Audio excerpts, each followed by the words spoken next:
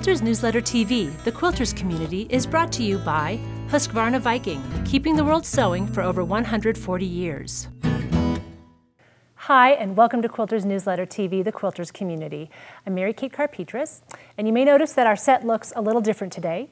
This is the first of 3 episodes that we're doing about machine quilting in the real world. In fact, this set may look sort of familiar to you. A table, a big quilt basted, ready to go, and a domestic machine. How do you manage to fit this big quilt into this domestic machine? How do you even set up your space in the first place? That's going to be the focus of this first episode. I'm actually going to get out of here in just a second and bring in QN's creative editor, Baker and Erin Russek, and they're going to talk about how they set up their space in their own home. So stay tuned, they'll be right here. Hi. One of the biggest questions we get at the magazine is how do I quilt my large quilt on my domestic sewing machine? And not everyone has a fancy sewing table. If you do, that's great, and those work wonderfully, and you don't need any of this. But for those of us who don't have that, Lori and I have come up with some hacks for how you can actually set up your what you have to quilt a large quilt at home. As you can see, what we're sitting at here is about the right height of a dining room table. Now, your family doesn't really need to eat dinner at the table. It's perfectly acceptable for them to go eat somewhere else while you work on a large quilting project. And Lori and I are going to show you how to set it up to do it. So Lori, what are your tricks for doing this?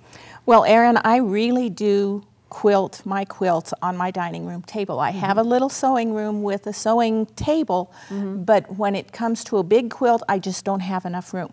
So I go to the dining room table, I break out the card tables and I put them to the back side of my dining room table. I frequently put dining room chairs with the backs toward this edge so they act kind of like a fence. Oh, so your quilt won't like fall off the edge? Yes, yes. With machine quilting, either free motion or feed dog driven, with a large quilt, the problem is that the quilt, if it falls off the edge, the weight of it will make it harder for you to go in the pattern you want to go. Right, and it's also harder on your body when you're not supported too. Absolutely. So I put my chairs up to make a wall so it can't fall off.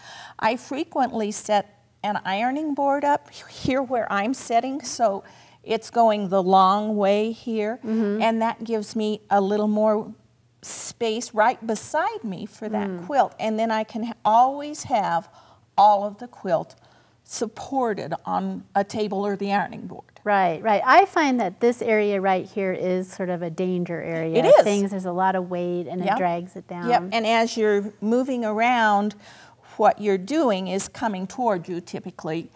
Right. At least that's the way I do free motion, and yeah, this is a place where I tend to lose the quilt. Right, right.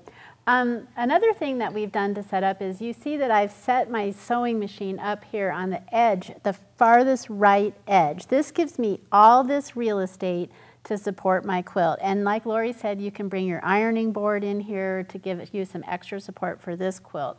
Another trick that I've found is really helpful is right here I'm sitting in an adjustable height office chair, not my dining room chair. Right. Because machine quilting is physically demanding at some point, and you want to optimize your how you're sitting in relation to your machine, so you're not doing a lot of this, and you feel like you can keep your back and your spine in kind of a neutral position, so it's not as tiring as it can be.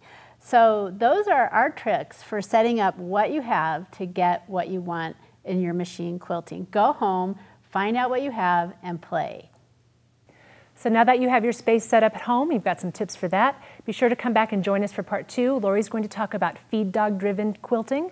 And in part 3, Erin's going to talk about free motion quilting. So we'll see you next time. Take care. Bye-bye.